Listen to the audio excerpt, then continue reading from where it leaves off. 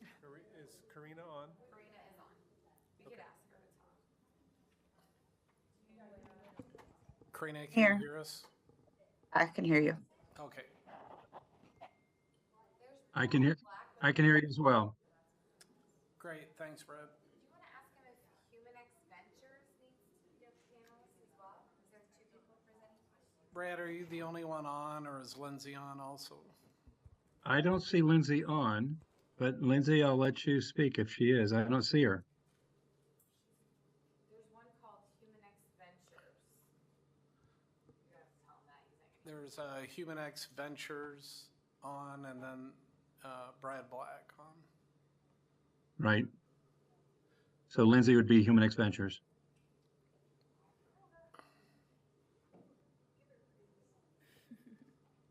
Lindsay, can you hear us? There we go. Can you hear me now? Yes. Yep. Okay, sorry about that. Yep, All right. let me just. I'm here as well. Sorry about that. Yep. Thank you. Yep. We're ready? Gabby, you ready? Okay. Then we'll call the meeting to order. This is the time and the place for the regular school board meeting for the Marshalltown Community School District. It's June 3rd, 2024. Welcome to those of you joining us here in person. Welcome as well to anybody tuning in or watching via the live stream. A couple of announcements before let's do introductions before we do anything else. Board members here this evening: to my left, Maria Morales; to my right, Zach Wall and Sarah Faltis. Joining us via Zoom, Karina Hernandez. To my left here at the speakers table, Dr. Theron Schutte, the superintendent of schools. To my right, Gabriella, what are we going with? Gabby's fine. To my right, acting board secretary Gabby Perez. I am Sean Heitman. We've got a pink sign-up sheet there on the speakers table for anybody who's here to give public comment. You will be given 5 minutes to address the board. Please understand that Iowa law prohibits the discussion of specific employees of the district or their job performance, and in accordance with board policy, board members will not respond to comments so that we can comply with open meeting laws. With those items out of the way, would you all please join me in reading the mission statement of the Marshalltown Community School District? We develop learners who have the knowledge, skills, and positive mindset to successfully pursue a meaningful future through personalized learning experiences. And please stand as you're able and join in the Pledge of Allegiance. I pledge allegiance to the flag of the United States of America and to the republic for which it stands, one nation, under God, indivisible, with liberty and justice for all.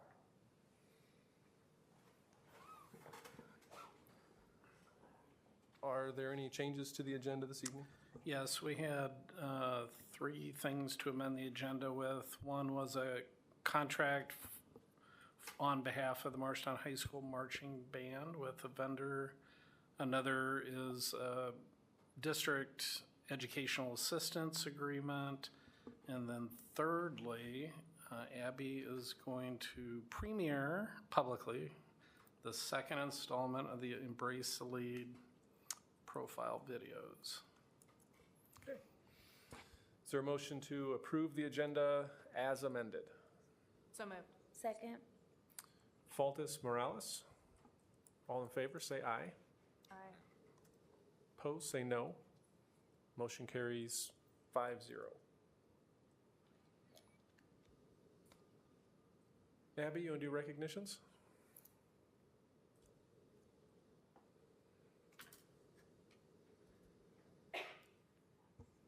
Principals, you can come up as well, please. Principals. Party of principals. Okay, starting off is a donation. Marita and Brad are here tonight to make a $1,000 donation each to our elementary schools to use at their building's discretion.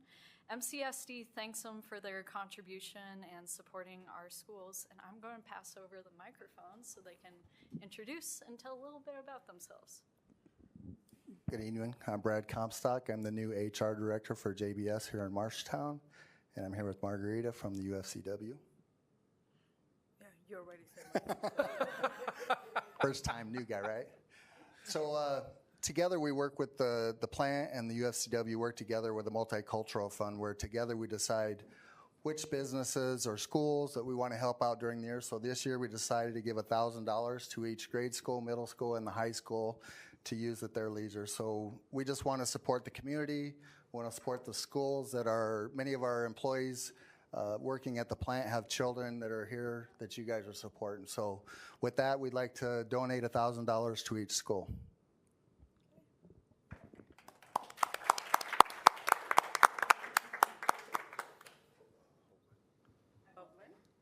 Thank you so much. You're welcome. Fisher? Miller? Okay. Hanson? And I guess that's it, right? The rest of the middle school. So- Oh, Franklin, okay. okay. Franklin? Franklin? Marshalltown High School? Woodbury? There we go. Lenahan? No? Rogers? Yep. I asked Anil to say a few words on behalf of the principals. I had passed the mic on to Amy, but I guess I can do it. On behalf of all of us, we thank you. We definitely can use this in a very productive way for our students and our staff. So we appreciate your donation and our partnership with you. Thank you. And both the JBS and UFCW have a long history of, at least during my tenure, of being tremendous partners and supporters of the schools. And it was a pleasant surprise because I think in the past, when this has happened, it's generally been donations to the elementary school. So making additional contributions to Lenahan Intermediate, Miller Middle School, and Marshtown High School, I know will be greatly appreciated as well. So thanks for your continued support. Thank you. And we want to get a picture.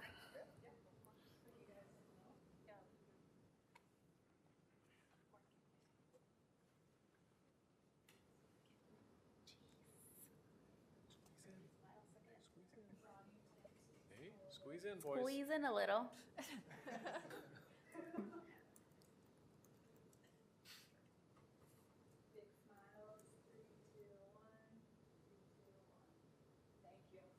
Thank you. Feel free to drop the checks off here at the table. You get money, you get money. Good while you had it. Yeah, thank you. And then, did you keep the one check? Thank you, thank you, thank you. Thank you very much. Thank you. Thank you. Much appreciated.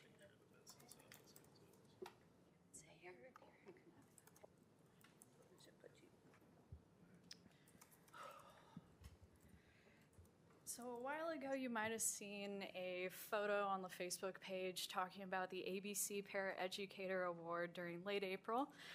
Tracy Macbeth was selected to receive the Central Rivers AEA Above and Beyond the Call ABC Paraeducator Award for Region 9. We appreciate her hard work and dedication to our Bobcat students, and she is here tonight along with one of her nominators who will say a few words about Oh, my Tracy. goodness. And then you said we can't talk about employees, and I'm like, I can't talk about her. No. Very proud to. So when an email came across, as far as I know, it's the first time.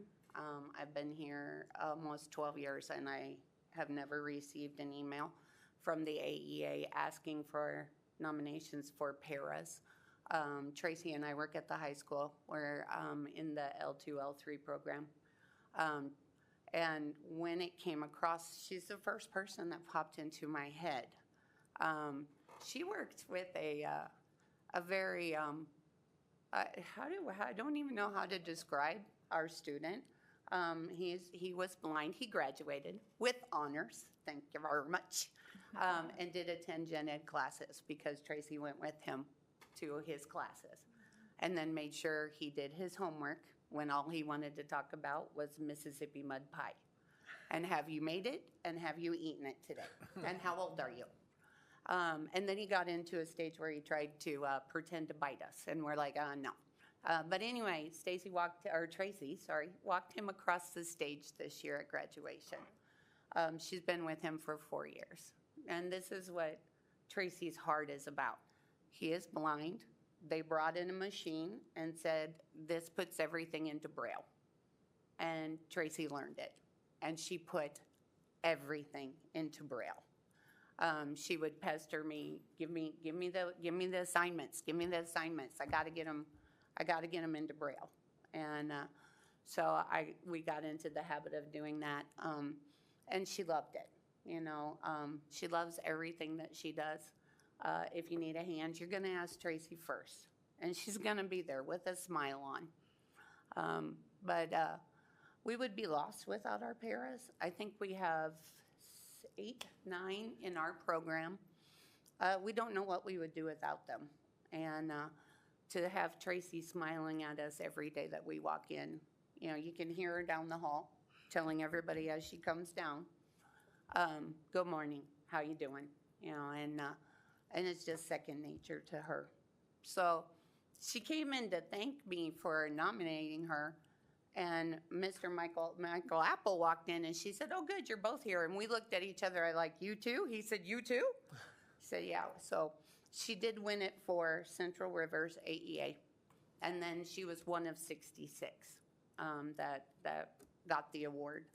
And we're just so proud of her. When we presented it to her, we didn't tell her. And we got everybody quieted down, and Mr. Dale was talking, and he said the name Tracy, and she said, this is for me? Why is this for me? And that's the type of person she is. And that's the type of people we want with our kids. And now that our student has graduated, she doesn't know what she'll do next year, but there's another student waiting for her love and her caring. And that's what we're looking forward to. As someone who is there to take photos, it's definitely one of my favorite moments, watching, you know, just the love and, you know, community that's there. And you could definitely feel it in that moment when the award was presented. You could just tell those students were, you know, they're all for Tracy. You could tell that they have much appreciation for her. So you couldn't see her through the whole hug of kids. You couldn't see, because they didn't know either. And once it got done, you couldn't see her because they were all around her. So, Tracy Macbeth. Tracy, anything you want to share with us? Well, I'll say one thing. When I got my email, I went in, like she said, to them, and I found out it was both of them. And what humbled me was that neither one of them knew. And from what I understand, it was a process of all the stuff they had to write in. And I know one of the teachers, he doesn't like do that stuff. But so knowing that they both did it and neither one of them knew it very much humbled me. And I went home that night and I got cards and I made cookies. And I came back the next day and I gave them to both of them, because it wasn't even just getting it, but getting the both of them doing it, not knowing was what was really humbling. So. And thank you.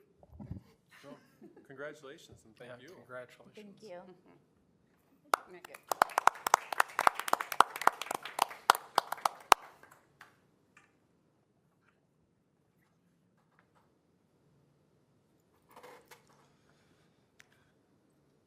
Abby, do you want to introduce the video? Forgot about that.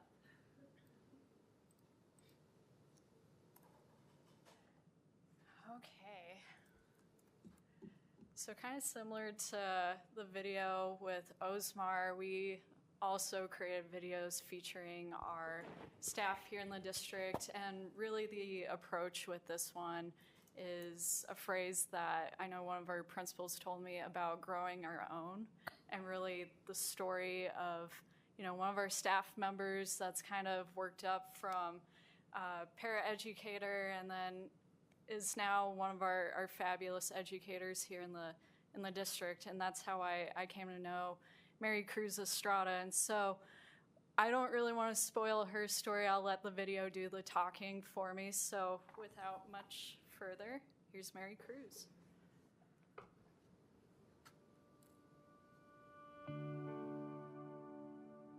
When I started, I was 18 years old and didn't know what I wanted to do. And thanks to the teachers that I worked with and encouraged me, they were able to lead me to the path. And they were speaking about the potential of teaching in Spanish and bilingual education. And that was the dream that I wanted to do. So they encouraged me to go for it. And you can see that Marshalltown values languages and cultures. And it has this program that is giving the students the opportunity to learn. And I think that's wonderful because you don't see that, in other districts. When the kids come to my classroom and they feel welcomed and they feel safe, it makes me happy to see that they want to be there and that they love to come to school. And that's probably the reason I've been teaching in the classroom for 20 years, because I love working with students, and I feel like, I've been there for them, and I've encouraged them to continue to learn and grow. The beauty is to see them learn in both languages, to be able to speak in English and Spanish and be able to read it as well. And then to see them in the community as adults and working in jobs where they can use both languages. It's helped me to become a leader because I'm a role model for other students. They can see that it's possible to accomplish their goals, and that it's an opportunity that Marshalltown gives them is for everybody. To me, it's important because I can give back to the community and show that your dreams can come true.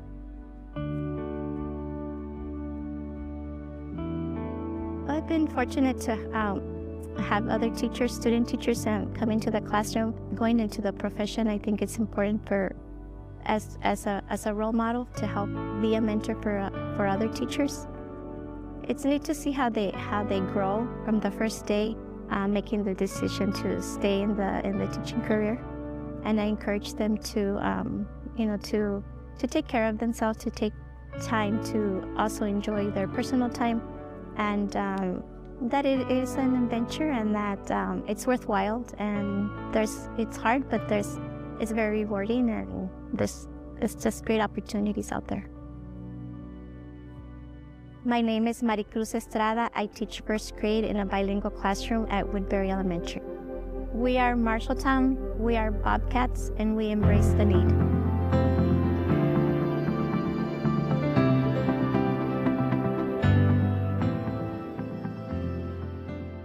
So we shared that video on the last day our staff were all together on May 31st. I'm excited to post it officially onto our Facebook page and onto our YouTube channel on Wednesday this week, but doing these stories, I think, ultimately capture everything that we love about this school district, the students, and the staff here. That's great. Thank you. Yeah, thank you.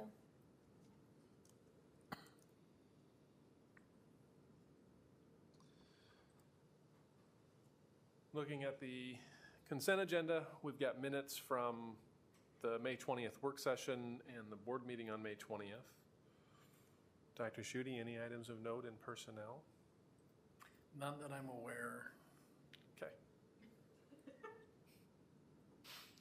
That's fair. Interagency agreements and contracts, we've got a cooperative agreement with Iowa State University to provide field experience opportunities, an amendment with Instructure, Inc., an agreement with Think Kids, an affiliate of Massachusetts General Hospital, 2 agreements with Instructure for a 1-year subscription of Canvas strategic training and for Impact K-12, a conflict waiver with Allers and Cooney, a contract between MCSD and the Iowa Valley Community College District for summer college credit program for this summer, a design agreement with visual design for the high school marching band, and the educational assistance program agreement with the school district and Angela Torres. We've got special education agreements with Dubuque Community Schools and with Mason City School District. Questions about any of those items?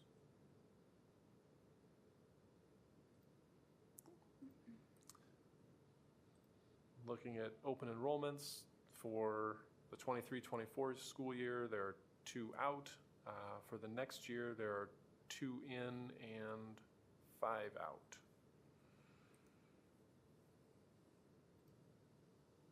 Dr. Judy, anything to note in bills?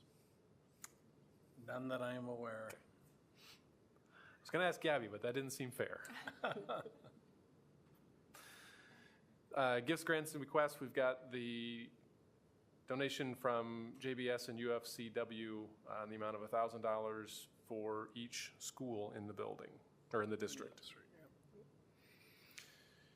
Is there a motion to approve the consent agenda? So moved. Second.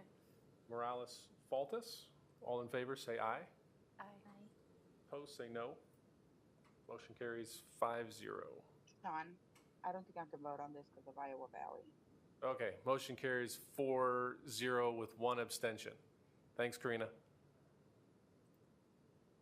Nobody's on the pink sheet, so we're ready for Brad. Yeah, so it's my pleasure to once again introduce Brad Black from HumanX, Ventures for Excellence. The Marshtown Community School District has been partnered with HumanX the 8 years now that I've been in the district. We fully utilize their screening tools to help differentiate good from great amongst our applicants for all jobs and employee groups, and we've also used their culture survey to survey all of our employees annually in order to get a feel for their engagement and their job satisfaction. And then we use those results at the building and or department level to continually try to strive to improve and make Marshtown Schools the best place that it can be for our employees to work. So with that, I welcome Brad once again. Thank you, Theron. And with me is Lindsay Whitman, who's on our team as well. She's in Chicago. I'm in Omaha, Nebraska. But we're just 2 of the people that support your district. And it's been our pleasure to do that for many years. We want to be sensitive to time, but I'd just like to just kind of go through what we do. And if we can, I don't think I can advance the slides. Can I? No, if we can just go to the next slide, not just if I can prompt somebody. So an overview of what we're measuring culture. There's aspects of climate as well, but culture is the foundation. It's online assessment, so it's confidential, anonymous. 4 areas that are assessed. So there's questions that are asking individuals about themselves, asking those same people about the team that they work on, the same people about their administrator or supervisor, and the same people about the entire organization. So there's 4 layers of where we're gathering information, kind of like a solar system, knowing that they control the most. The district controls the least in the sense of what they can influence, but they're all important and everybody has a role in creating the culture that would be the one that we would call kind of like a magnet. So when I go to the next slide, I'll give you an overview of all the elements that are in a culture. So we go to the next slide. This is ordered in order of strength. We'll go to the next slide. Go to the next slide. Yep. So this is an order of strength, and I'll give you a couple of context. Number 1, it's a Likert scale 1 to 5. So we know if we think about it in absolute terms, 4.0 and above is a strength level, meaning on average, people are agreeing with the questions that are in that dimension. When we think about nearly 75% of the people that participated in the survey. So that's strong. typically, we're going to see, the bottom numbers down into the 3.2, 3.3, 3.4. Your bottom is a 3.68. So let me comment on each dimension and a little bit about where we typically see it. So pride is your number one strongest dimension. It's the dimension highest correlated to an engaged individual. So if we're going to predict engagement being high, medium, or low, we would first look at, well, how high is pride? Well, pride is a 401.5, engagement inspiration is a 408. They always go together. You're not going to ever see one high and one low, or vice versa. So the more pride that's created in a culture with the standards, with the things that are, people can really, what we sometimes call wear the uniform, mascot uniform, however they talk about it, that is a powerful driver to a quality culture. So those are kind of items that you can talk about in public and promote the people that are in your organization that are building that kind of culture. Again, engagement inspiration is an outcome.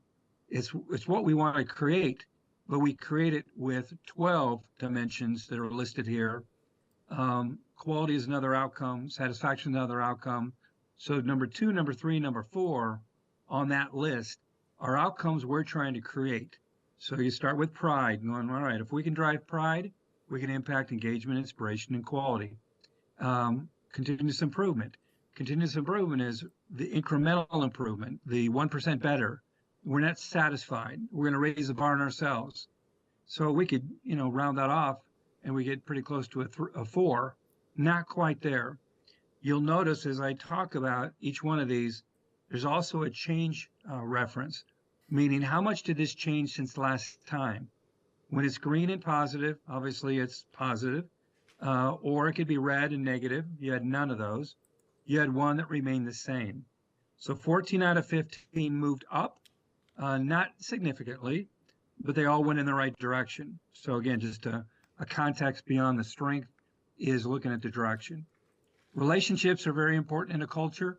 That's where you get teams. That's where you get partners. That's where you build trust. That's where you look forward to being with people when you go, to your day job, so to speak. So 390 is very strong.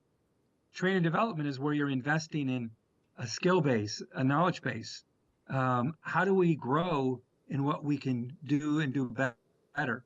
How do we grow our capacity?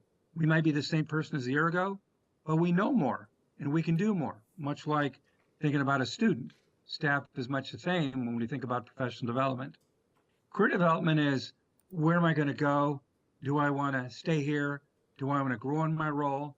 Do I want to grow into other roles? One of the most important and one of all these dimensions, it's the one that we see rising in importance in the world of work, where people would say, you know what, it's more important today than it used to be.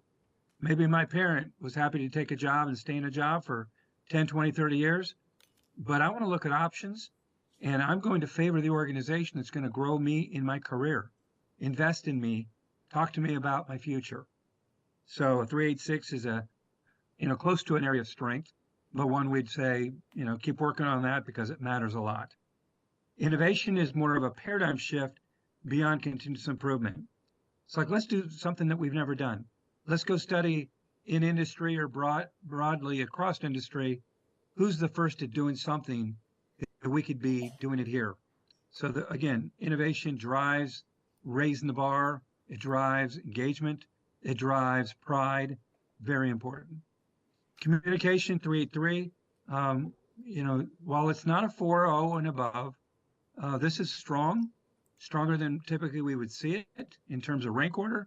Communication is one of the hardest to master. It's continuous. You're never done with it. There's a lot of nuances to it or layers to communication in terms of quality communication. So it's something really, really important, and you do it well. It's getting better, but you'd still like to see it. When can we, breach that 4.0 and above? Talent and fit is about the people that we select, the people that we position in the organization, and how we have a standard for one more like the best. Do we fill jobs, with anybody that wants it, or do we raise the bar and try to find one more like our best? It's very relevant to engagement, not only for the individual being in the right role, but for the standards of people that are joining them on their team or in their building. Mission consciousness, you have the advantage of being in the kid business, changing people's lives, but we can't stop there and just assume everybody feels it, sees the importance of it, or is aligned with that. So this is an opportunity, while again, it's stronger, 3.7, nearly a 3.8, is not weak, but we'd love to see that one move up. I would say that's one of the easiest ones in education to move when you focus on how important it is, because what you do matters so much. Performance planning is a historical hard one. The world doesn't do it well because we typically talk about what we did in the past, not what we're going to do in the future. This has to do with goals we set, how we're aligned to those goals, how we're supported to those goals, how we're excited and engaged about those goals, things that we want to accomplish. So again, the broader world gets low scores in this area because they don't even do it. They don't even talk about it. Support and equip is the key to the people that are responsible for others. Are they aware of people's needs and how to support them every day? Could be materials, could be equipment, could be information. It's a basic relationship to have with every staff member in an organization. And then last is where the world has it. It's 15th place in the world. It's 15th place in Marshalltown, but the world would be about 3-4. So you're percentage-wise significantly above the world. So it doesn't say you have a fever. It doesn't say you have a strength. It says that you have an opportunity. I mean, just, if reflecting on the recognition you just did, how classy, how inspiring that was when you're talking about, the paras being recognized. Somebody put effort into that. That had to mean a lot to those people and the people that know them. That's what we call hydraulics under a culture. If you can lift people up every day, it's a game changer. It's one of the easiest, most important things to change, but most people don't expect a lot because they haven't experienced a lot in their life. So that's the best way to be able to say across all buildings and departments, that's the culture of Marshalltown schools.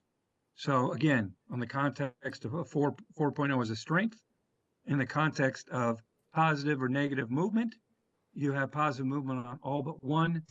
But I'd love to entertain questions that you might have about any of the dimensions, give you any context that would be helpful.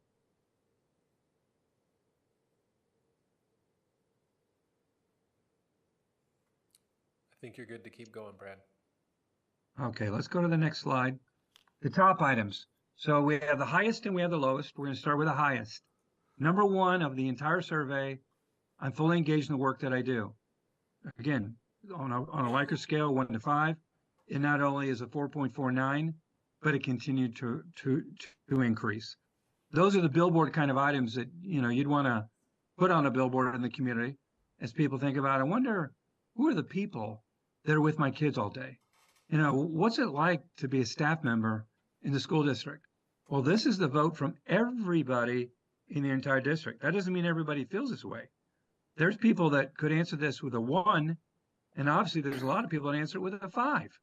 So if you're averaging among many hundreds a 4.49, you have a real strength when it comes to people that come to work and say, I'm doing inspiring, engaging work.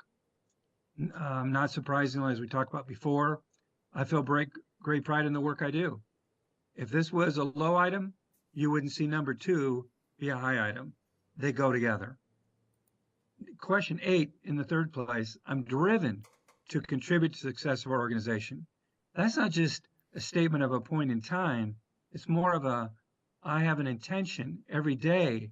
I want to raise the bar in myself. I want to contribute to the success of our organization. Again, something to be very proud of. This next one is an example of the talent and fit we talked about. In my role, I have the opportunity to do things that I both do well, which is about skill, and what I enjoy, which is about talent. So if people are in their place where they're skillful and talented, they will enjoy what they do. If they're in a role where they say, I'm not good at what I do, I don't enjoy what I do, they're not going to be engaged. So it's a real important one to highlight, to continue to build on, to recognize, and again, very strong, fourth strongest of all the questions in the entire survey. And the next one is essentially the same, a 0.01 negative. I take complete ownership for my attitude and effort in embracing the growth mindset. So we have a growth mindset index embedded into this because we know the best organizations are filled with people that are not satisfied with where they're at. They want to raise the bar on themselves. They want to continue to learn. They want to do better. They're happy for the people around them that are doing well. It's a energy booster in a culture when you have strong relationships with people that have a growth mindset. So those were the highest, again, on Likert scale, 449 to 434. You should feel great about it, and you continue to get better. On the flip side, we will always highlight in an organization or a department or building, in your case, the lowest items. So when we go to the next slide, we'll see the lowest item of all, and it's slipping a little, but it's, I received meaningful recognition in the past 10 days. That doesn't mean somebody never got it. It just means it wasn't recent. So in the strongest cultures, it's continuous and it's recent.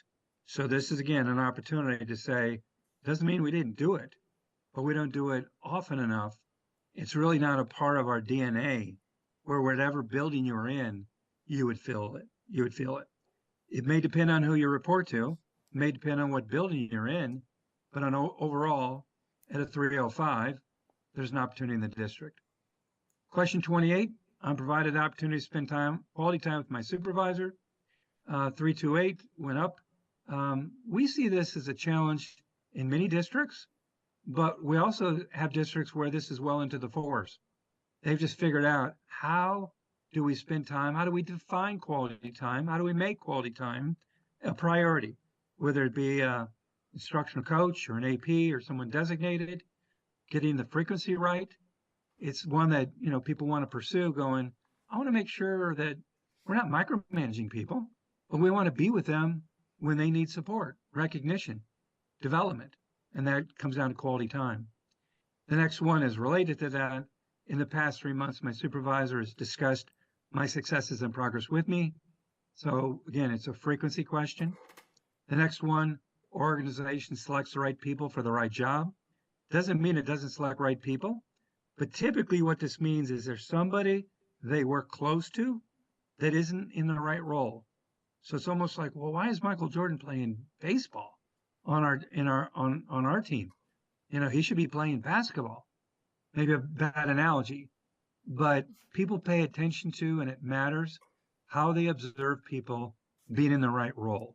So again, 341 is not a fever, but it's not a strength. And then 82 is one where there's layers of this in terms of interpretation, but it's a great dialogue questions to be able to help people understand or have dialogue about decisions that the board makes, cabinet makes, leaders make that are consistent with mission and core values. Typically, it's just like there's a good number of I don't knows in this, what we want to pay attention to and engage people in. Are we consistent in our decisions that support our mission? Again, we know we're going to impact our mission. We're focused on it and people understanding what we are doing. So similar to the top ones, questions that you might have on these lowest items of all.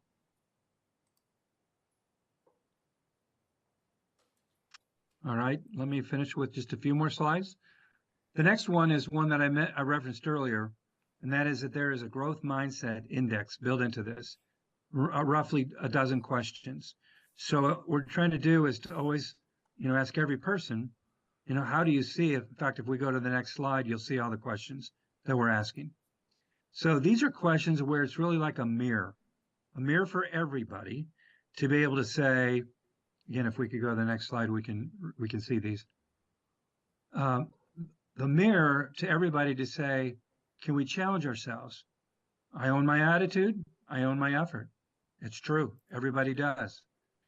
Am I seeking opportunities to grow? Am I committed to achieving my potential? Am I committed to growth mindset? Do I demonstrate gratitude and recognizing others? Do I embrace challenges? Am I proud of and inspired by the success of others? So you see all these questions majority are strength. You see none that are low.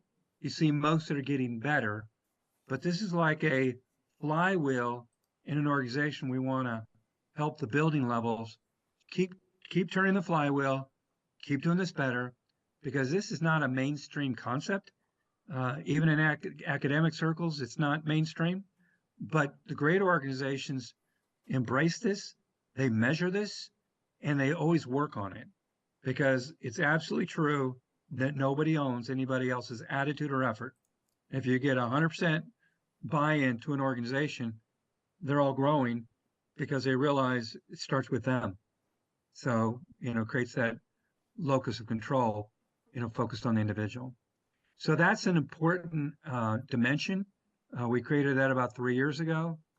And so we have a neat database among many organizations that are industry leaders. And this is the key part why.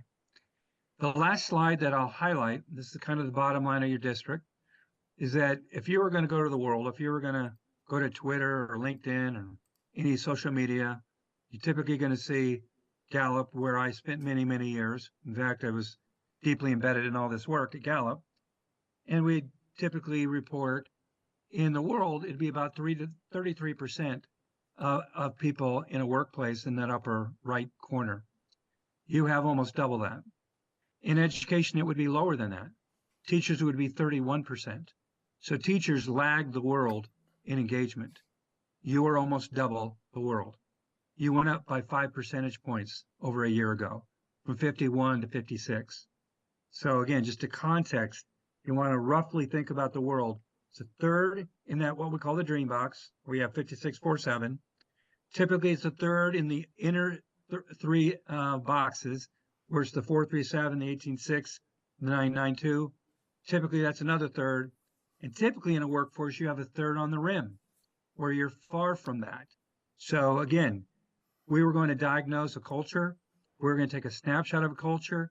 We say when you're flirting with twice as good as the world, you have a strong culture getting better.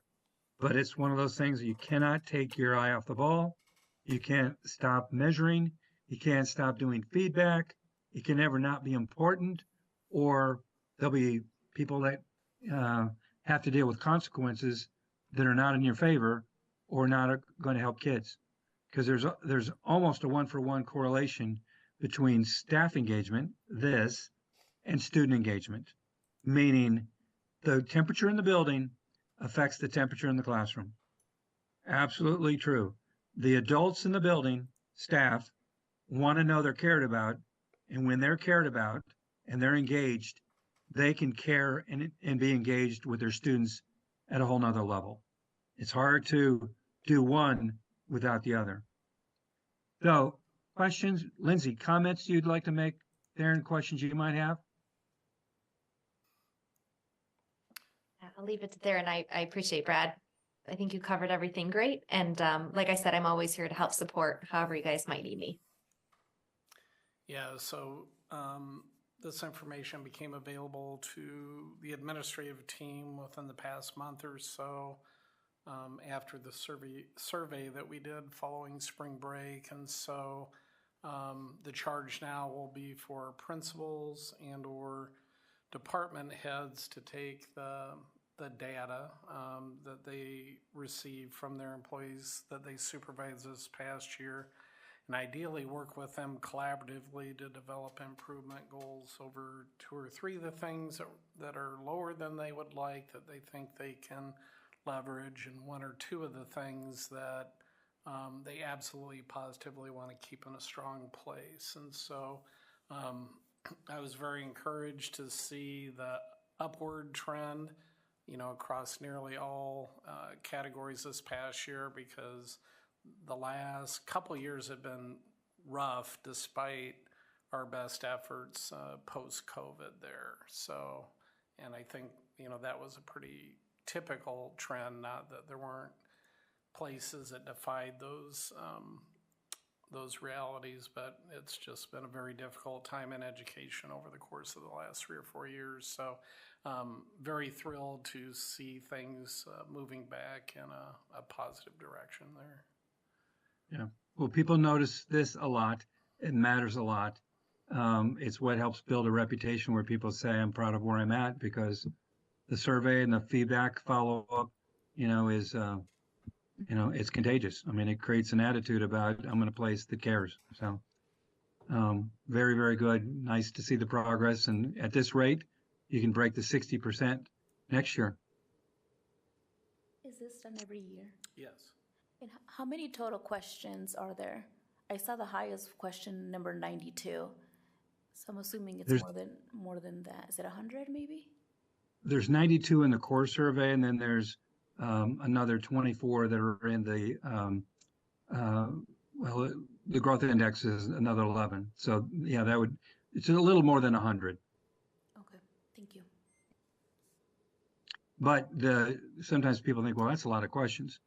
But your participation, again, I come from the Gallup world, your participation would be about double what we would typically see in a survey that we would take with 12 questions. So when we ask 12 questions, we can't even get to 50, and you're always flirting with 75 to 80 with, many more than 12 questions. It gives you the data to make really important decisions and give insight that, can go beyond just a handful of questions that only give you a glimpse, not a clear view. Well, thank you very much for once again joining us, and we'll look Our forward pleasure. to connecting with Lindsay. We have a few new administrators coming on board, so I'm sure that they would love to have some help and support and working with their Absolutely. building leadership teams around the culture survey. Most definitely. Always here for you. Whatever I can do to support. All right. Thank you, everyone. Thank you. Congrats. Have a good Thank you. evening. All right. Thank you. So just to the buildings get data specific to their buildings, Yep. right? And then we also have a few department type reports as well. Like, for example, Rex would get one with a breakdown of all the collective results for transportation employees, where Lynn would get one for all of her food service, or we get one for our central office staff, for example. Okay. You want to talk about fitness? Yeah, so this next topic is an exciting opportunity that kind of fell into my lap a couple weeks ago. I had some outreach from an organization called the National Fitness Campaign. I was not familiar with them. And basically they had indicated that we had been strategically selected as a desirable site for which they would like our district and or community to consider implementing what they call a fitness court. And so a fitness court is an outdoor public access facility. It's essentially the size of a tennis court. Half of it would be an exercise area where there would be equipment both on the ground and the floor. Everything is predicated on using one's own body weight versus like using barbells or something like that. It's all stationary equipment, a lot of plyometric step-up boxes or jump-up boxes and that sort of thing.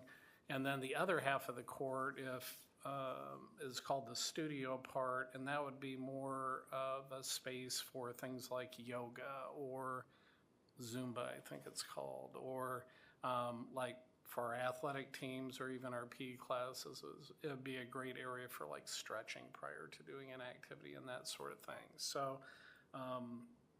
one of the things that when they consider sites is wanting these structures to be placed where they're highly visible so that people notice them and are tempted to take advantage of using them. And so as I was thinking through, Marshtown makes a lot of sense because we're centrally located. Right now, there's only 2 of these in the state. Clinton, Iowa has one in Riverview Park along the Mississippi River, and then Iowa Lakes Community College put one on their campus up in Emmitsburg. And so as I was thinking through this, I was thinking an ideal location in my mind from a visibility and a public access standpoint would be at Marshtown High School, kind of in that green space that's not utilized between where the auditorium entrance is and where the walkway to the pickleball courts are. And part of the reason that that I thought, if it's viable, and I don't know if it's viable, I know there's enough space, but whether it would be determined to be viable or not would be based on, we have a transformer in that area, and I need to make sure that you know, we wouldn't run into problems with utilities that are in the ground. The other thing would be there, depending on how far south we go, there's a little bit of a hillside that we'd have to cut. And based on our past experience with retainage walls, I'm not real excited about building another one, but if we could do it and simply build one that would be a sit-down wall adjacent to the west side of it, I think that'd be pretty cool. Bobcat Boulevard would obviously be a high visibility stretch within the community, a lot of traffic and slower traffic than what we were accustomed to thanks to the speed bumps, so it'd be very noticeable. There's an opportunity for public art if we so choose. There would definitely be branding associated with it as part of the project, but if we wanted to take it another step, we could do some public art and working with a local artist, finding some additional funds through the Arts and Culture Alliance or something like that. So anyway, there's a video link that I had provided.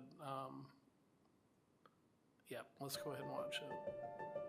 We're changing the way America thinks about fitness. From college campuses to city parks and trails, we're bringing free fitness everywhere, and we're just getting started. Hi, I'm Mitch Menadget, founder of the National Fitness Campaign. National Fitness Campaign was founded in 1979 when we opened the first fitness court. Redesigned for the 21st century, the fitness court is the world's best outdoor gym. Our 7-movement, 7-minute system allows you to use your own body weight to get the perfect workout. Easy or hard, it will work for you. Our goal is to build healthy communities by making outdoor fitness an essential part of people's lives so that each day is better than the last.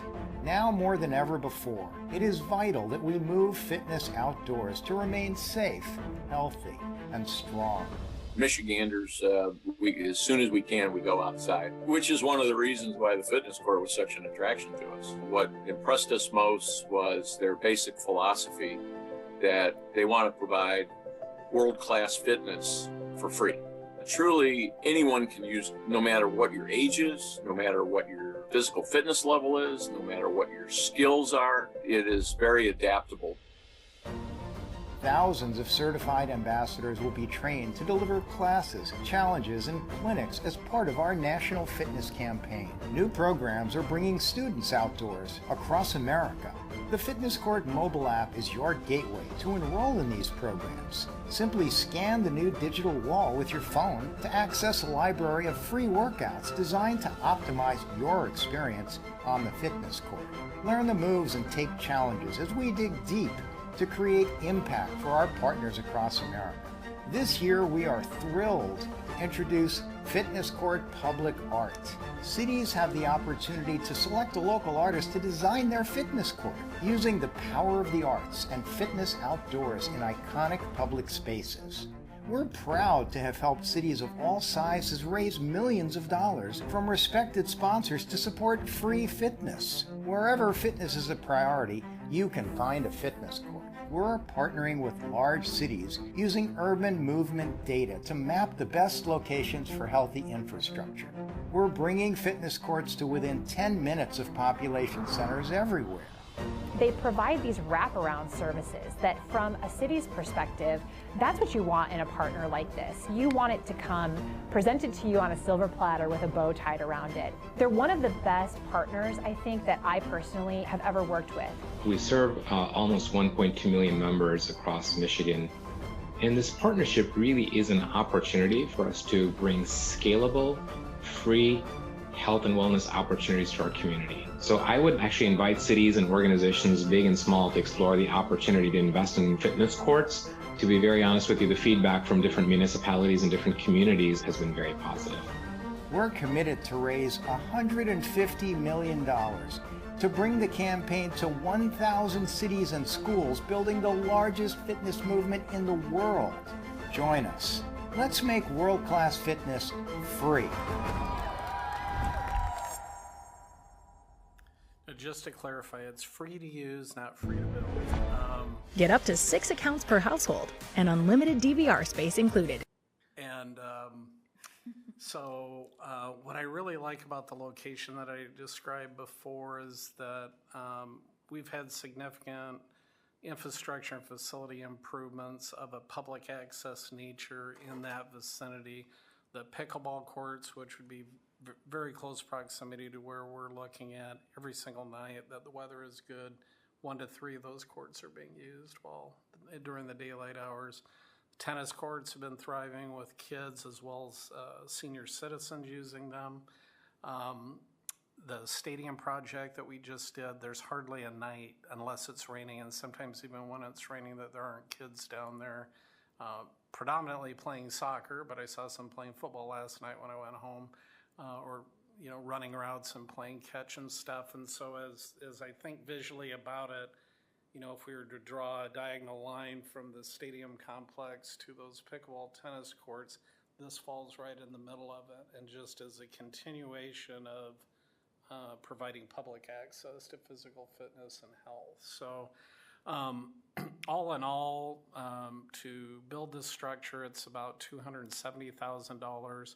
If the board gives me approval to move forward with the application, and if chosen, which I think we stand a good chance of being chosen, there would be an automatic $30,000 grant from the National Fitness Campaign that would go towards the project.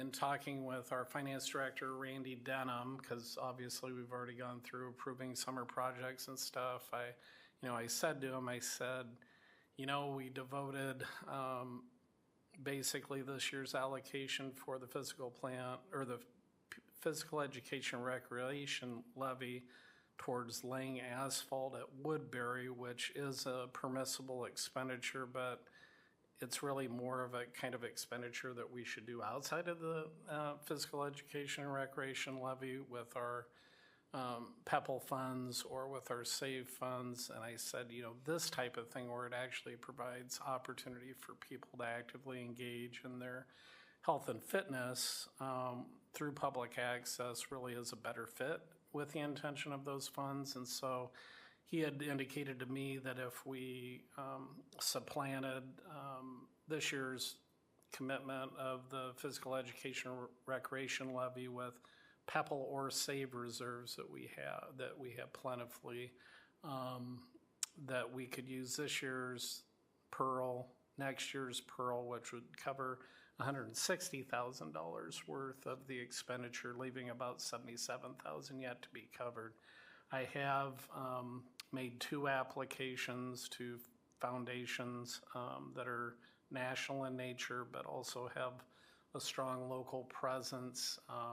There's no guarantee that we will get those, but if we were to get those, it would probably offset quite a bit of that $77,000. And so what I'm seeking, I really do think, I called Clinton, Iowa, because obviously I have a connection there, having lived and worked there before, and talked to their Park and Rec director. They were the first implementation in Iowa of one of these fitness courts, and I had asked him, how the process went. Do they feel, close to a decade later that it was money well spent?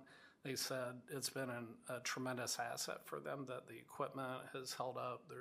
There's little maintenance at all to it, and it's lasted. It's definitely built to last as an outdoor facility. They would do it again if the opportunity presented itself. And they were really interested in trying to revitalize and rebuild their riverfront, and so that's why they had chosen the location that they did.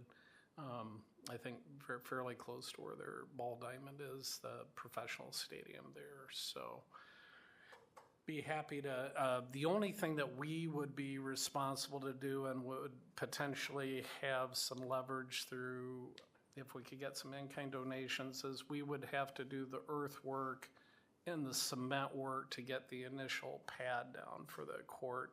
They come in and do everything else in terms of laying the flooring, putting up the equipment, working with us on the graphics to get those on the fitness court wall. And so the only involvement we have is getting that original foundation down for them to be able to come in and to build it essentially. And if we were to move forward, with the application, get chosen, there'd be a high probability that we could get this project done by the time school starts or shortly after. Questions?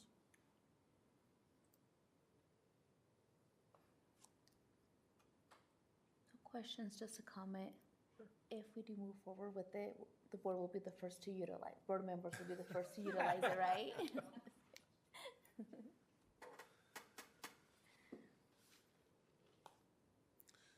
So, I mean, ultimately, this evening you were asking for permission to move ahead with an application. Yes, and if that application is successful to move forward in the process necessary, there would be obviously agreements that would need to come back before the board, which would have financial commitments attached to them as well. So I'd say that it would come before you at least once or twice more. But the first step would be you're being comfortable with me moving forward to apply, to be selected, and then there'd be some form of agreement that I would need to bring back to you hopefully on June 17th. And did you, 237 or 277,000 for the? It's 267,000, but if selected, then it would come down to 237, and it'll be probably pretty solid with that unless we're able to find some in-kind donations that would reduce the cost of the cement work and the groundwork necessary to put the pad down. I think they typically estimate that to be about $40,000. Okay.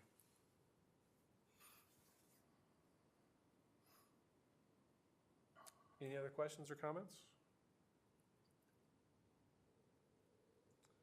If not, is there a motion to move forward with the fitness studio court project as presented? So moved. Second. Faltis Morales. All in favor, say aye. Aye. Opposed, say no. Motion carries 5-0. You want to talk legislative priorities next? Yeah, so it's that time of year again. Seems like we just got done surviving the last legislative session. But where we start to think about what our top priorities as a district are for the coming year.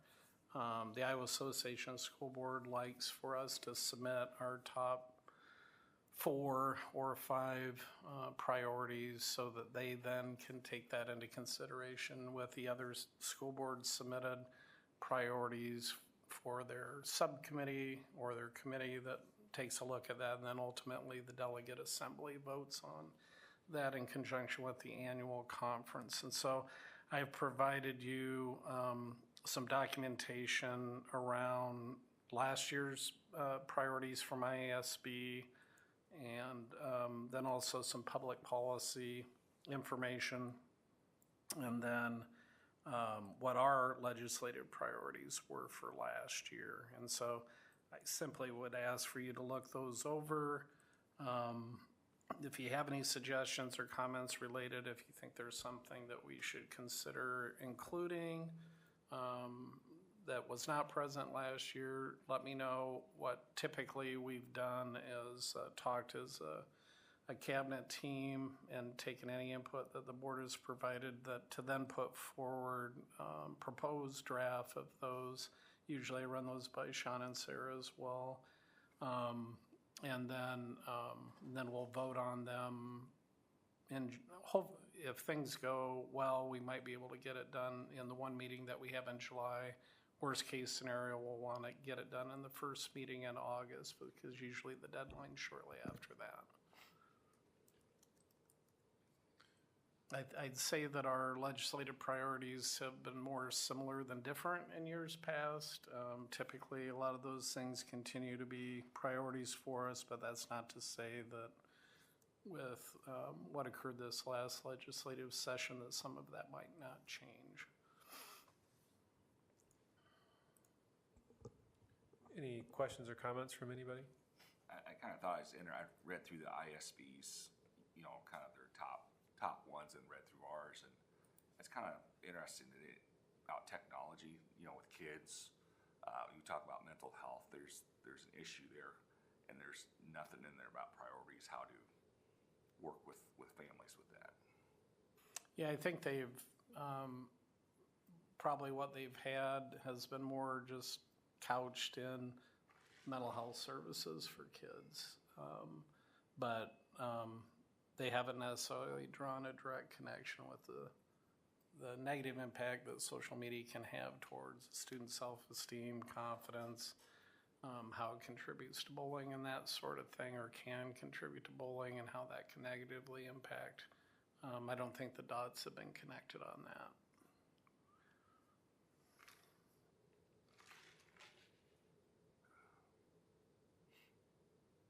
Anything else from anybody?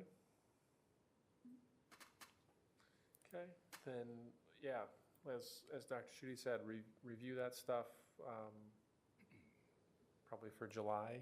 Or maybe next meeting, we'll have a conversation about some of the stuff, what we think, if there's additional things we want to emphasize this year.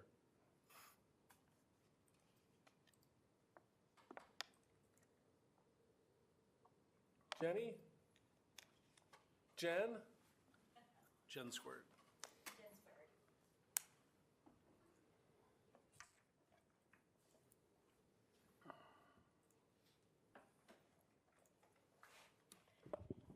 Okay, good evening. I'm Jenny Allen. I'm a curriculum and professional development leader for college and career readiness. And one of the areas I support is the CTE department. And I'm Jen O'Neill. I am also a CPDL, and I support 712 Core, which includes science. Okay, so we're here tonight because we are wrapping up planning for the renovation and construction project at the high school, which are two areas the science and the CTE are a big part of. And we have been working with, you can go to the next slide. We've been working with Randy Denham as well as the teachers involved to figure out what kind of equipment needs to be replaced, what kind of equipment needs to be added for the new areas. So we've been working through a process. We've worked with each of our groups of teachers, and with the CTE department, we've also worked with the CTE advisory committee when we met in the fall for their recommendations. And we worked with them to determine which equipment we would need to replace, which equipment was old and outdated, maybe broken, maybe not, like a planer not planing correctly, dangerous to kids, things like that. So we came up with a list of what things would be needed to be purchased and visited with Randy about a budget, and we came below the budget, so that was good. Of what this has all been, if I understand this correctly, in the building proposal, this has all been accounted for. Like, this money was set aside for these kind of things, for equipment and supplies for the renovation and construction project. So after we came up with the list, we contacted vendors where that was appropriate or where it was an option to discuss purchasing options or prices, things like that. And then we worked with Randy Denham to ensure that all the needed supplies were within that the overall construction budget. So we just wanted to talk with you about a few of the items that are more fun that we're interested in purchasing. So for the wood shop, we need 2 new Powermatic drill presses. The ones that we have are either old or broken, or both. One of them actually is completely out of service and the other one doesn't drill quite right. So kind of important to drill straight. And then the cabinet saw that you see there, one of those. And then at the bottom, I think that's the planer. Oh, that's the belt sander. Thank you. I'm learning all kinds of new equipment in this job that I never knew I would need to know. So this is that 25-inch belt sander. And then in the welding and metals area, the CNC mill there at the side is, we've worked with a couple different companies in town. I forget which ones the guys have worked with, but this is the one that they recommended, as well as the instructor out at MCC. So we've worked with all of those to get ideas on what we need to go with. And then new welders, and then that's the plasma cutting table there. And then in the ag department, this would be for the ag and the greenhouse. We have the propagation trays, the compound microscopes, and then the 3-level plant benches that will go in the greenhouse area. Just a few of the items for science. And I've also been working with School Specialty as a partner of ours to see what items they can also supply that may have been cheaper than what we could get with what we found. So a wave driver for our one of our wave units in physical science. There's cordless microscopes that maybe in some of the courses, and then lab quests for other courses. We do have like organic chemistry is a course that we haven't offered recently that we're going to be offering too. So that was like all new equipment to get for organic chemistry. So like Jenny said, working with the teachers to really identify what our needs are, either replacing or as we are adding those courses, what we need to implement those successfully, and also in our new lab spaces. So the bottom slide is the links to the full list there for you guys to look at. There's the equipment for the CTE areas and for the science areas. Those are all broken down by course. So on there, you'll see different woods, auto, plumbing and electrical welding, different classes like that, and then the equipment that they requested and that we've kind of budgeted for. Yeah, in addition on those documents, on some of them, you'll also see plans for use. So like I said, if you see organic chemistry, it will say this is a need to fill this specific part of organic chemistry. So the teachers really did a good job of helping us fill out these Google Sheets and really justifying, why these things are needed. And they were really helpful, at least for me, when they were looking at different pieces of equipment to say this is not the same as this. And that was really helpful because we want to make sure that we're getting the things that are going to complement our new classrooms as well as our curriculum and best for kids. One last thing, in the CTE areas in the industrial tech department, a lot of those pieces of machinery are big. They're really large, so all of the industrial tech teachers I made them scaled drawings of each of their rooms, and they made scaled pictures of each of the pieces that they wanted and placed it in their rooms so that they knew that it would fit, and they'll write electricity was there. And also that's going to be really helpful in the fall or late summer when we go to move back in.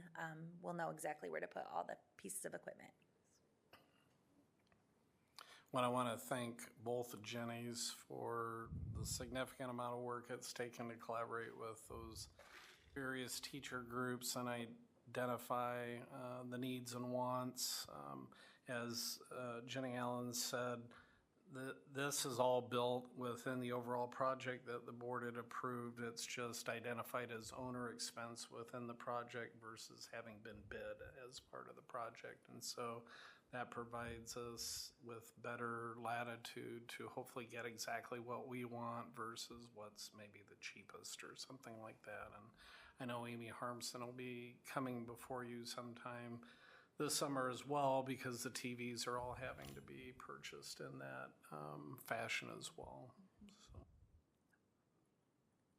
Yeah, I would say I scrolled through those lists. They are comprehensive. Yeah. Yep. Yeah, and we did use some resources. We went to the career department or the Career Education Center in Waterloo and met with the teachers there and talked about when they built What were some things that they were really happy that they included? What were some things that they wish they would have included? Just got some ideas from them. So this is something that the teachers have been working on, I'd say a good 6 or 7 months. So it's been a long process to make sure. Yeah, it had to be, just from, you couldn't have put those lists together in less than that amount of time. No. They are impressive, so. And your order now tab? Yes, still a work in progress. That's our next kind of thing, is to move things to order. Yeah, and So- the ones that are on the Order Now tab, those were things that we needed to order to make Meadow Lane, that location, a usable space for this spring semester. So we worked with Pam Ferris at the high school, and she got those things ordered for us so that the guys could teach their courses over there. So thank you. Yep. And I did notice that there were a lot of things that were labeled as need and not very many wants. So I don't know if that just meant they pared down the list themselves or if everything truly is a need, so. Yeah. Everything's a need. Well, we hope that we're accurate on there, but yeah, it's going to be a beautiful facility in the fall, and I can't wait to see kids in there using that new equipment. I'm also excited for the kids. It's going to be great. Any other questions, comments? If not, is there a motion to approve the purchase of equipment for CTE and science classrooms as presented? So moved. Second. Wall, Morales, all in favor, say aye. Aye. Opposed, say no. Motion carries 5-0. All right, thank you very much. Thank you. Thank you.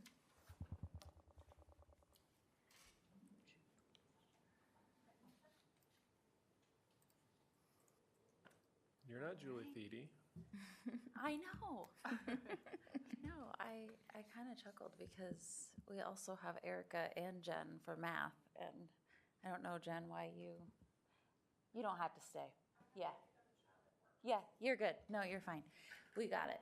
So tonight I'm coming back for PE approval. I know that when Julie was here with me, we talked about how we had 3 different options for the equipment that we were looking at. Her and Todd Rosenberger went to Meskwaki and kind of looked at the equipment and decided that they did want the most expensive option that we had, which is what's listed there, the $111,000. That's in addition to the curricular purchase. So the total is still the same that we had shared with you last time I was here, which is the $255,319. But I think that is the confirmation that this is the quote that we'd like to move forward with for the equipment. And a lot of that has to do with the quality of the equipment that they had visited, and they thought they'd rather have the quality through that more expensive quote versus I think the lowest was $75,000. And I felt like they were getting more for the money. So I'm here really for either if you have any questions for me, and then hoping to seek approval to move forward with these purchases. Are there any questions? So with the potential renovation of Miller and the space may be a different layout for the classes, do we need to wait so we know what we really need to fill the space, or do we need to move forward? I did talk with Darren about this. Everything that we're ordering can be moved, repositioned. When Julie presented last meeting, I think maybe you weren't here, she shared how outdated our equipment is, and like some of those ellipticals that you get on still are like really bulky, and these are much smaller, more compact. You can get on the elliptical from behind versus like having to lift your leg and jump over it like you're getting on a horse, if that makes sense. So we would be able to move them to a different location, especially if we were looking at a remodel. But in the meantime, we wouldn't have equipment. Do you know what I mean? And that could take 3 years to fix.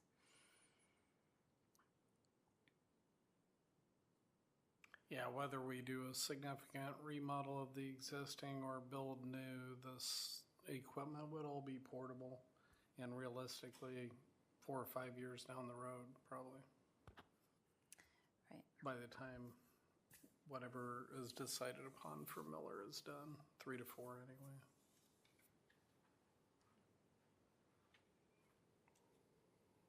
And if we move forward with this quote, I'm assuming we have enough, it's enough in our budget for this. Yeah. Correct? From the Yep. last time that was presented, okay. Randy actually gave us a budget of 250,000, so we had to good. go back to him and say, could we have 5 more? And he said we were fine. But yes, he's well aware of the amount we'd like to spend. And it's been a while since we've had new curriculum for PE. Yes, yes, yeah, it's highly needed. Our PE department is just, we're seeing, and I know it's evident when our curriculum professional development leaders come up and present the detail that they're able to dive into. It's incredible that we're seeing that in our non-core as well as our core. So when you think about PE and how PE looked when you were in school, it's very different now, for a good thing. You know, we're really looking at skill development, and the kids are in structured environments within physical education that are built around standards versus, you know, you show up and you ask your PE teacher, what game are we playing today? Which is a lot of what I remember. Still fun. It's just, it's a physical education, you know, versus we're showing up and playing games. And it's something they can remember, so as an adult, they can continue that with their life, integrated with their lifestyle. Yep, exactly. Continue to be healthy. Yeah, Yeah. yeah. And, you know, we like to expose them to a variety of skills, so then they kind of find what they like. I know we talked about how Lenahan this year, we brought them over to Wayward and they were able to do a bowling unit. That's physical activity as well. And sometimes that feeds into some of the activities that we have down the road at the high school, and they kind of figure out what they like and they attach to it. And then sometimes, you know, maybe they decide that walking is their preferred activity, and that's still physical activity. So I think most of the larger equipment that we're replacing is at least 8 years old, if not older, because I think a lot of it was acquired through a white physical education grant that used to exist. I know a lot of the glass bank board basketball hoops that are on the elementary playgrounds were purchased through that as well. That grant's no longer available, and so we've gotten, you know, this is industrial grade equipment because you've got a lot of kids on it, just like you would in a fitness center or something like that. So we've got great mileage out of it, and I know that the company that we had worked with came annually to inspect and fix, and it's just time that it is replaced. some of the equipment is as old as 16 years old, and I think the average is 12 to 13 years old. And middle schoolers have been using it. So I feel like it's made it a good run for us, although it's understandable that it's time to replace it. Other questions? No. Then is there a motion to approve the purchase of the Miller Fitness Center and K-12 PE curriculum as presented? So moved. Second. Morales Faltis, all in favor, say aye. Aye. Opposed, say no. Motion carries 5-0. All right. Well, here's your quiz for the night. Did you read news and notes? And do you know our good news? Zach? So I can't remember, was it a week ago, the department called and said, hey, we're really going to make your weekend here. We not only are going to cover the cost of Reveal Math, which is the K through 12 adoption, but also we're going to pay for Alex. And I know last time we were here, we talked about how Marshalltown schools would potentially cover the cost of Alex, the personalized learning platform, and we had said that we'd bring back more information on that. And we do have more information for you, although we're not really seeking approval from you to purchase that with the school district dollars. What we're seeking is approval for an MOU that we have not yet received. And Sean, I'm hoping that after tonight, whenever I do receive it, we can have you come in and sign off on it. But for tonight, Erica and I are here to just kind of share a little bit more about Alex. I know last time we did a quick little video for you, and Erica and I met with principals and instructional coaches, and we did a little bit of a Q&A today with McGraw-Hill and an Alex expert. So we were given some resources, and I don't know, Jen, if you can go to the next page. What we've found about Alex is it's extremely fluid or flexible to the needs of your instruction. So I'm not going to read word for word what you can see here, but we have slide after slide after slide that shows the multitude of ways that you can use this in a K through 12 setting. And if you go to the next one, Jen, yes. So I think this one probably is the most strength, although I don't want to limit ourselves in how we're going to use Alex, but really it spells out how you can use it within your core curriculum. We're really excited that it's been designed by McGraw-Hill and coincides or integrates well with Reveal Math. That's been evident as we've been connecting with them. You can use it to supplement your materials, and then of course there's differentiation, and I know the slide before that included intervention, remediation, and then also for special education. So I tried to think through a lens of like, how do I bring forward the life of the actual personalized learning that we're going to be offering our kids through putting this program in place, and I think this does the best job. If you go to the next slide, you can see not only for remediation and intervention, but also Alex can very effectively work with or provide gifted students extensions and enrichment. The college and career readiness is a nice tile. Like, in my opinion, there's some nice information there. I don't think it necessarily pushes college and career readiness to our expectations, but I think it's nice to note that it's preparing students for the real world, and then also credit recovery. And we're not super interested in rural education, but it is a part of the program that they kind of try to span the multitude of uses. So obviously we have after school and summer school programming that we could also use it for. And I think that was the last slide. Perfect. And Erica, I don't know if you have anything else you'd like to add. I don't have anything prepared, but I could answer questions if there are any. Are there questions? Can you remind me how much we're getting again? It's about $940,000 For the math curriculum? for all of it. For all of it? For 7 years. And how do we get that? They write a check. No, I don't know. I believe what I sought approval for last time is we can purchase the materials and then they will reimburse us. So we'll essentially receive. But it was tied to our comprehensive building. Oh, yes, yes. So back up a whole year, we had both Anson and Rogers designated as comprehensive schools. And the Department of Education came in and they visited both of our elementaries. They brought a whole team, and then they kind of prescribed some recommendations for both of the buildings. And one of those recommendations was to purchase high-quality instructional materials in mathematics. They were thrilled that we had CKLA, but they really wanted us to adopt something that was high quality. So part of that was actually listing 3 resources that we could select from, and Reveal was one of those 3, and they would purchase the materials for us. And it wasn't super clear at the time whether or not that was really just specific to Rogers and Anson, or if they were willing to pay for the full K through 12 adoption. So we just kind of kept asking and asking and asking, and here we are.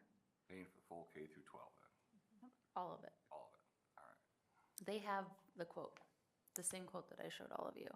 And actually, I gave them both the same, just like I shared the 800 whatever and 30, and then the 940. And I didn't ask them if they would cover the full amount. I just thought they didn't include Alex in their RFP process, and they called back and said, hey, we have really good news for you. We're going to do all of it. So we're just really thankful for the opportunity. For 7 years. Yep. Very excited. So Erica and Jen have just been working their tails off trying to outline details on training, and I know I talked with you about how time sensitive that is. We want to secure our trainers and really think through the experience for our teachers and make sure that we have tight, loose parameters for implementation and making sure that our teachers feel comfortable when the new school year starts. Other questions, comments? Then, is there a motion to approve the math curriculum as presented? So moved. Second. Wall, Faltus, all in favor say aye. Aye. Opposed say no. Motion carries 5-0. Thank you. Thank you. Thank you.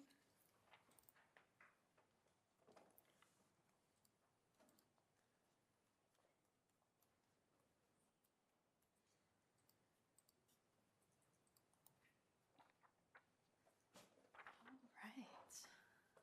Let's talk all things social media. So coming to you tonight, just talking about how social media is making an impact within the district, the community, and kind of showing how our reach is going with that. I know a lot of you see the posts that go on, but maybe the numbers is not really something you're familiar with. So Jen, next slide.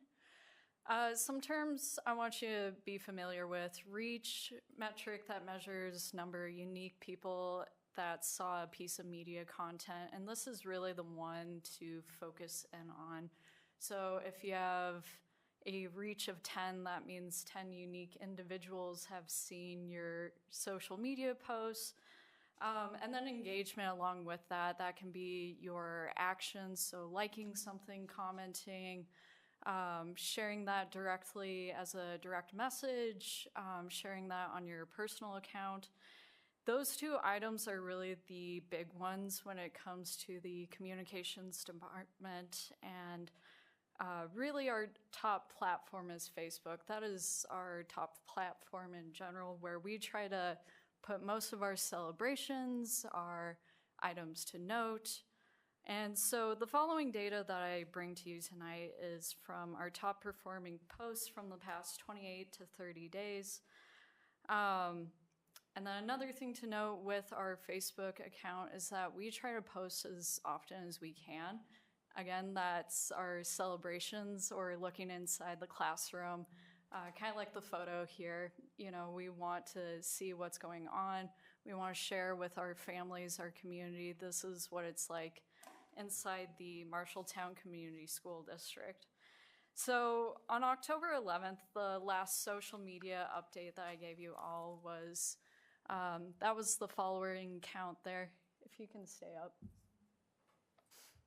And then what it is today is well over 9,000. I know I posted a couple recent things. I was seeing that number climb, so that might be different as of today.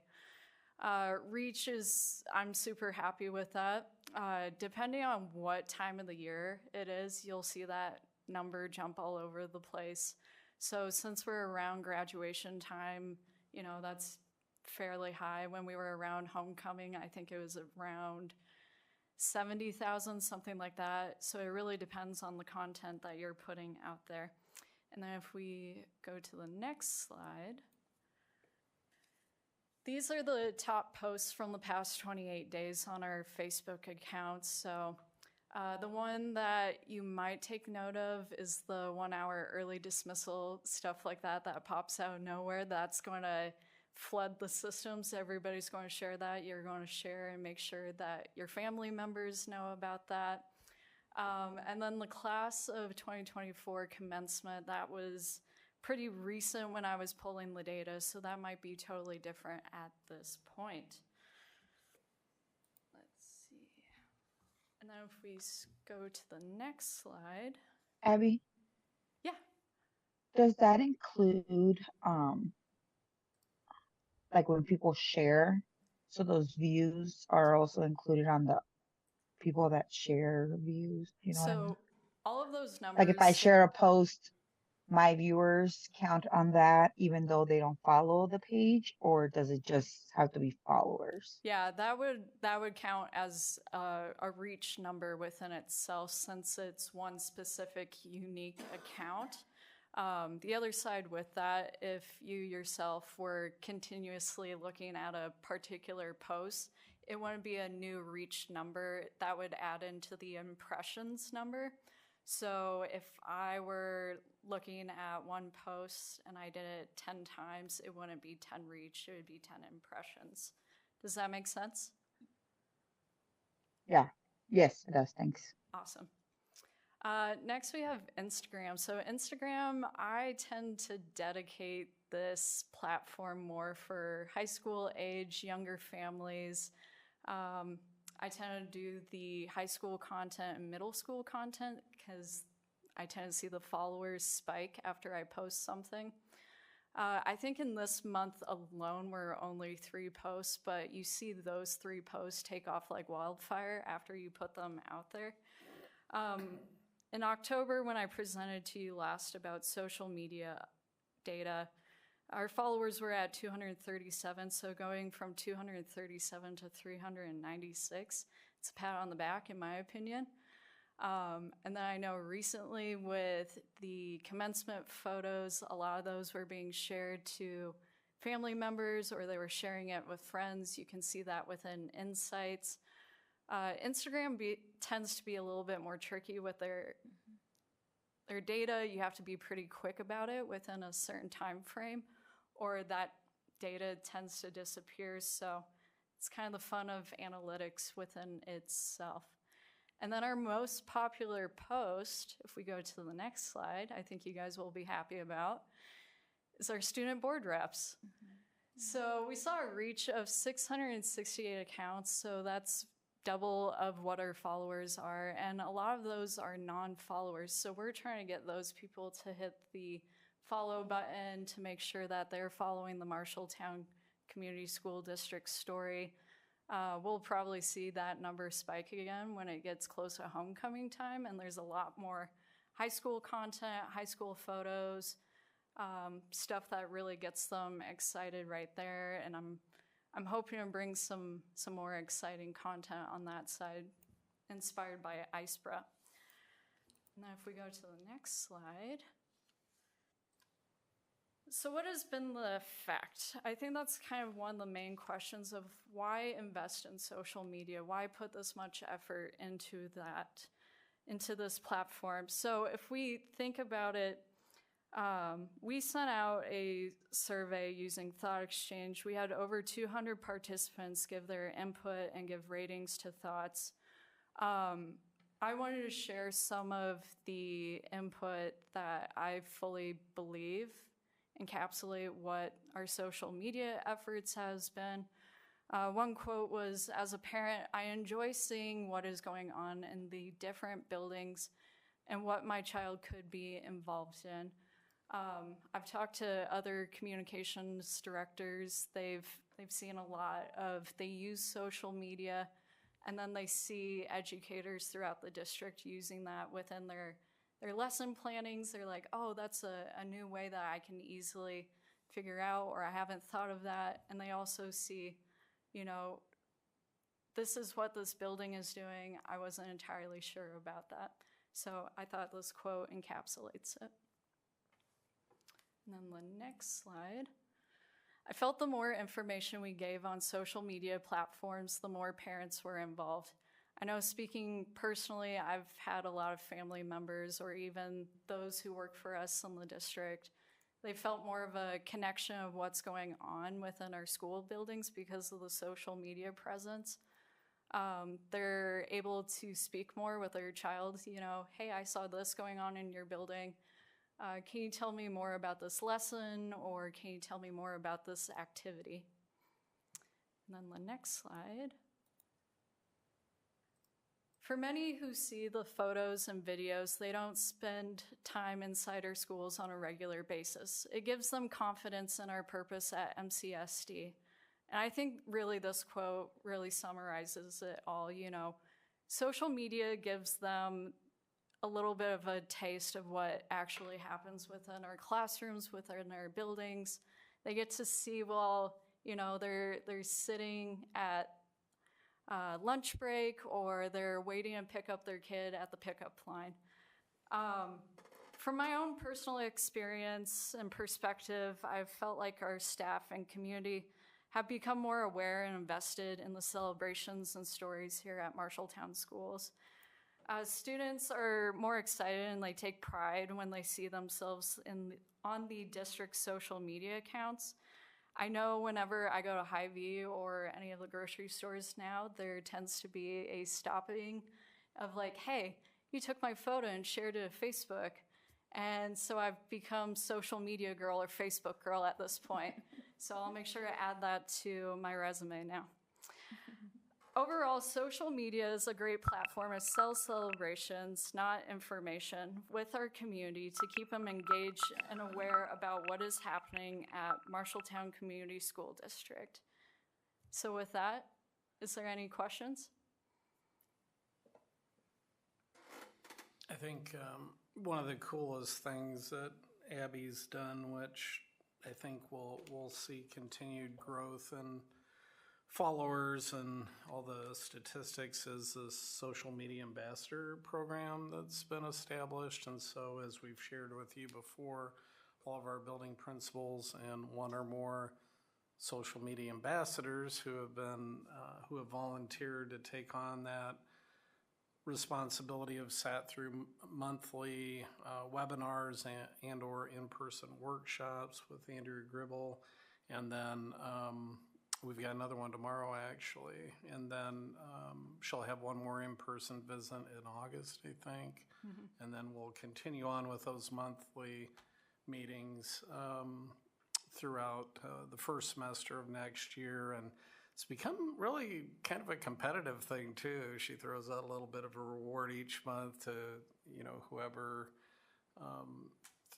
has one of the more impactful posts. And so a lot of these ambassadors have really taken great pride in trying to put themselves in a position to be chosen for that. But just watching periodically the social media, I see so much more being presented from buildings that weren't presenting anything before. And then through the comments and stuff, you just can tell that parents are really appreciating that, so. Yes. And staff as well. So thank you. As a mom, as a board member, and even, within my organization that I work for, it's always amazing to go back and be able to share out when we're talking and have that pride of Marshalltown. If I had it before, now I have it even more, because you can see it and show and say, hey, look what we've been doing, even if it's something that I'm not involved with any of those three, as a board member or parents, or through my organization that I work for. It's always nice to be able to showcase and see what is happening in Marshalltown. So thank you. So is there an overall winner? I agree. You've been a rock star, Abby, Yes. So is when there it an comes to overall posting winner? things. Is there an overall winner like every year or how does that work? I think we're just mainly getting through the social school for EDU program in general. I know I'm kind of juggling a potential idea of how to kind of keep that competitive spirit going forward after, we complete Andrea Gribble, that, those who are ambassadors continue on, they're excited, they're looking for new ways.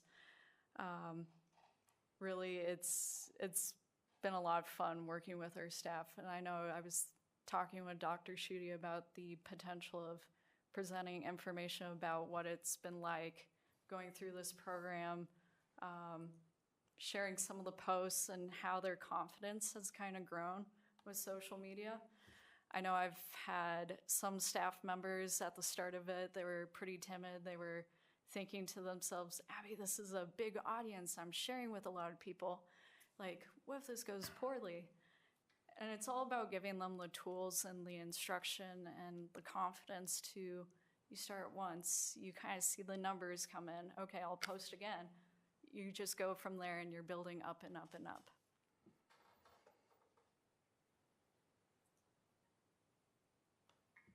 Well, thank you, Abby. Thank you.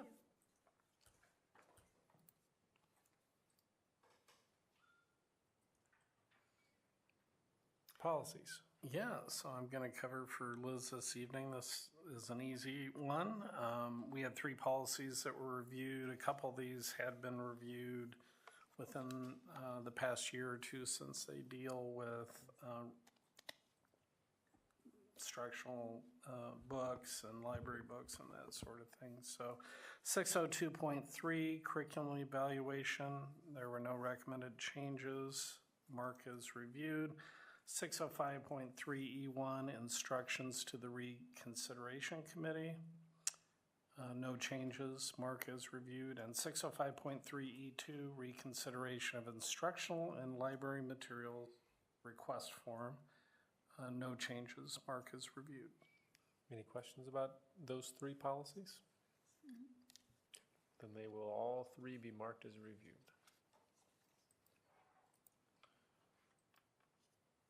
Looking at reminders, Zach, you have policy review for the June 17th meeting. Looks I'll be here, I guess. Were you?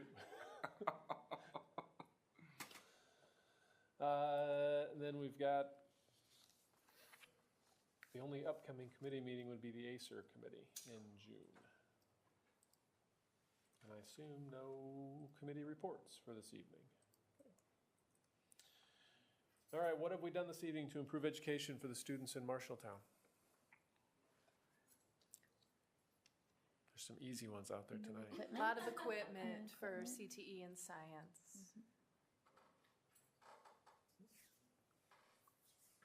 I think it was good to see the HumanX survey results and to see that looked like we've moved more into that top right quadrant.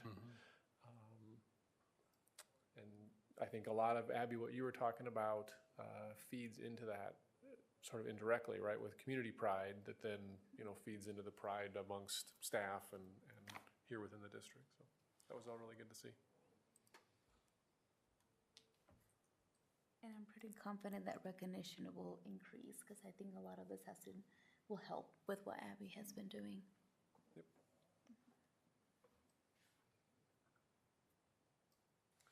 Okay. If there's nothing else, that will be the conclusion of the open portion of tonight's meeting. We'll take about 5 minutes and then we'll go into a couple of different closed sessions. And we'll probably have to call Karina. Yes, Karina will have to call you using the conference call. She already gone? I think when she... I'll text her. Because it worked when you were gone that we called you. With the cell phone. Right. Yep. And that worked much better than Yep. trying to use the... Yeah. I assume, Dave, that that's your stupid.